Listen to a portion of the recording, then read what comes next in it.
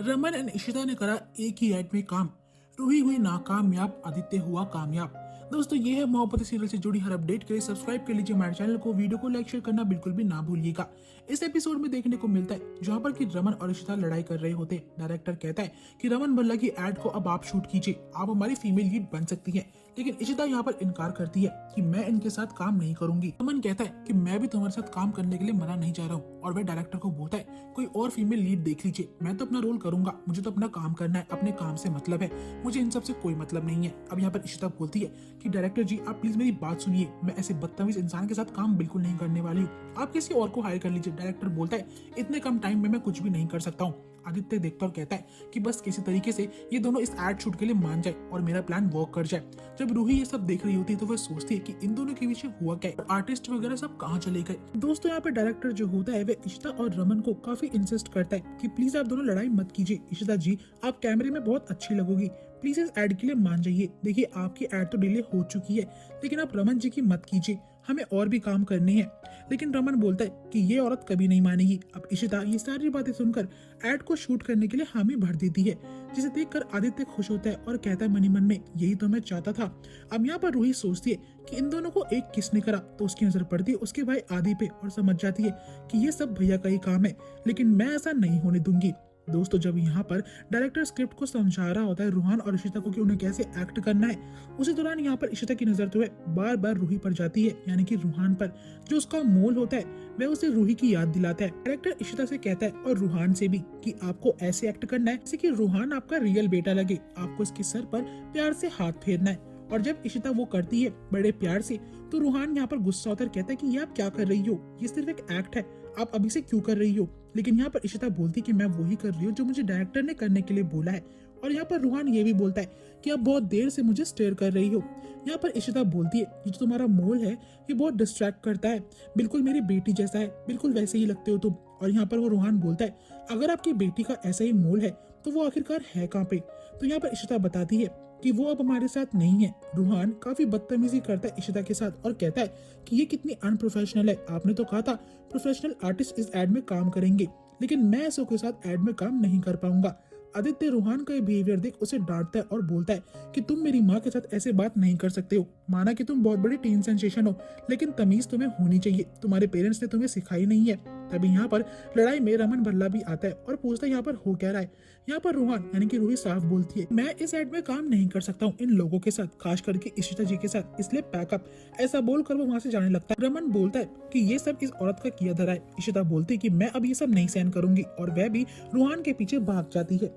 अब दोस्तों, यहाँ पर रूहान जैसे अपनी वैनिटी में आता है तो वो बहुत ही गुस्से में होता है और कहता है कि मैं रमन और इशिता भल्ला को एक नहीं होने दूंगा। अब यहाँ पर इशिता जो होती है रूहान की वैनिटी में आती है और उसे कहती है कि तुम एक 16 साल के बच्ची हो, माना कि तुम्हारे बहुत सारी फैन फॉलोइंग है, तुम बहुत पैसे वाले हो, लेकिन तुम ये भूल जाते हो इस काम की वजह से ही तुम्हें ये पैसा और शोहरत मिली है और तुम्हें इसकी कदर नहीं है, तुम बिल्कुल भी प्रोफेशनल हो ही नहीं।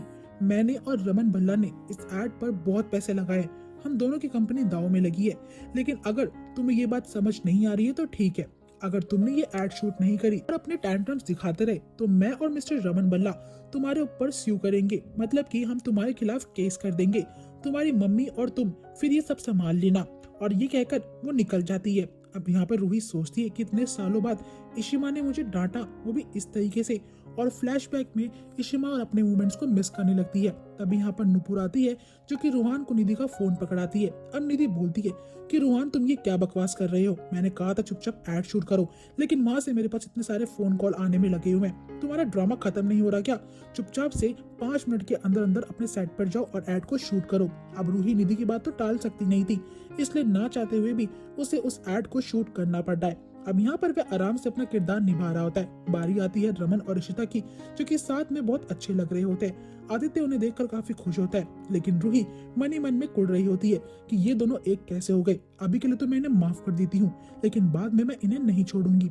दोस्तों, यहाँ पर रमन और इशिता को एक साथ देखकर मनी और आलिया को भी अच्छा नहीं लगता है। एड शूट में ब्रेक आता है। डायरेक्टर कहता है आप दोनों की केमिस्ट्री तो लाजवाब थी, कट बोलने पर भी हट ही नहीं रहे थे, और यही तो आदित्य चाहता था। लेकिन दूसरी ओर आलिया और मनी को ये बात बिल्कुल भी अच्छी नहीं लगती। इशिता उनसे नजरें नहीं मिला पाती है।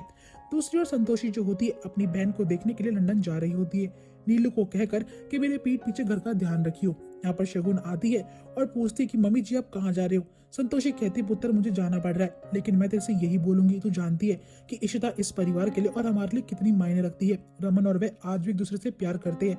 वो तो रमन ने गुस्से में बोले तेरे से शादी करने के लिए, इसलिए पुत्र तू मेरी बात मान और इस शादी से इनकार कर दे। शगुन कुछ भी नहीं बोलती। संतोषी बोलती मैं क्या करूं, मेरे बेटे तो मेरी सुनते ही नहीं है। खैर कोई बात नहीं, अच्छा है कि मैं यहाँ से चली जाऊं, ये सब मैं और नहीं देख पाऊंगी। संतोषी के जाने के बाद शगुन मनी मन में सोचती है कि शायद मम्मी जी भी रमन और मेरी शादी से खुश नहीं है। दूसरी ओर आदित्य काफी खुश होता है और कहता है कि मेरा प्लान वर्क कर दिया, आखिरकार मैंने उन आर्टिस्ट को भगाकर सही करा। तभी वहाँ पर आलिया आती है और आदित्य से बोलती है तुम्हें ये सब चीजें कूल लग रही है, तुम जानते हो मेरे अप्पा ने 7 साल तक इशिता अम्मा का कितना ध्यान रखा है, उनके मन में भी फीलिंग्स है और वे चाहते थे कि वे दोनों शादी कर ले। अब यहाँ पर आदि बोलता है मैं तुम्हारी बातों से वाकिफ हूँ आलिया कि तुम्हें बुरा लग रहा होगा, लेकिन जैसे तुम्हें अपने अप्पा की फिक्र है तो मुझे अपने पापा की और इशिमा दोनों की है, और उन दोनों को तो मैं एक करके ही रहूंगा। आलिया बोलती है मनी मन में कि मैं भी देखती हूँ ये आदित्य कैसे कामयाब होता है। अब दोस्तों एड का दूसरा पार्ट शूट होता है जहाँ पर कि रूही, रमन और इशिता खूब ही अपना रोल प्ले करते हैं और तीनों को अच्छे से एड शूट करता हुआ देख सबको अच्छा लग रहा होता है। अभी यहाँ पर एक ब्रेक आता है। अब यहाँ पर इशिता जो होती है मनी के पास जाती है और पूछती कि तुमने स्क्रिप्ट रेडी कर ली, और रूहान भी कहता है अभिमन्यु जी मुझसे आप वैनिटी पे मिलिए, हमें स्क्रिप्ट को रिहर्स करना पड़ेगा, आई थिंक आपने स्क्रिप्ट चेंज कर दी होगी। अभिमन्यु कहता है कि ठीक है हम मिलते हैं। अब इशिता उससे पूछती है कि आखिरकार स्क्रिप्ट में क्या क्या चेंजेस आए तुम मुझे बताओ, लेकिन मनी बोलता है इशू तुम थक गई होगी, अब तुम्हें रेस्ट करना चाहिए। और ये बात इशिता समझ जाती है कि मनी को अच्छा नहीं लगा कि उसने रमन के साथ काम कराए। जब वैनिटी में यहाँ पर वह बात कर रहा होता है रूहान से और उसे पूरी स्क्रिप्ट समझाता है। इस बार रूहान को स्क्रिप्ट पसंद आती है, लेकिन यहाँ पर पूछता है अभिमन्यु जी अगर आप बुरा ना माने तो मैं आपसे एक सवाल पूछना चाहता हूँ। मिसेस इशिता आपकी वाइफ लगती है, लेकिन रमन भल्ला की एड के लिए वो इतनी ज्यादा पॉसेसिव कैसे हो गई थी कि उन्होंने मुझे ही सुना दिया था। यहाँ पर मनी बताता है कि इशिता मेरी वाइफ नहीं है, हम बहुत अच्छे दोस्त हैं। अब रूही के लिए बात थोड़ी सी अनोइंग थी और सरप्राइजिंग भी, और वह बोलता है कि लेकिन आपको तो आलिया अम्मा और अप्पा बुलाती है। तो मनी बताता है कि आलिया मेरी बहन की बेटी है, एक्सीडेंट के बाद आलिया को मैंने और इशू ने ही पाला है, इसलिए वो अपने पेरेंट्स को ढूंढती है हमें, और हमें अम्मा अप्पा बोलती है, और हमें इस बात का बुरा भी नहीं लगता है। लेकिन इशिता और मैं और बहुत ही अच्छे फ्रेंड्स हैं। अब यहाँ पर रूहान बोलता है कि अगर आप दोनों अच्छे दोस्त हो तो मैंने जब आपकी स्क्रिप्ट को रिजेक्ट करा था तो इशिता जी ने इतना इनिशिएट तो नहीं करा था, हालांकि उन्होंने मुझे डांटा था, लेकिन रमन भल्ला की एड के लिए जब मैंने मना करा तो वह तो मेरे पास मुझे वैनिटी तक डांटने के लिए आ गई थी और इतना धमकी दे दी कि वे केस फाइल कर देंगी। वैसे लगता है कि इशिता और रमन जी का काफी अच्छा कनेक्शन है। रूहान ये सब बातें जानबूझ के करता है ताकि अभिमन्यु को वह चोट पहुंचा सके, और वही उसका इंटेंशन भी होता है। और यहीं पे एपिसोड एंड हो जाएगा। आई होप दोस्तों आपको वीडियो पसंद आई होगी। नेक्स्ट एपिसोड की अपडेट के लिए सब्सक्राइब कर लीजिएगा मेरे इस चैनल को। वीडियो को लाइक शेयर करना बिल्कुल भी ना भूलिएगा।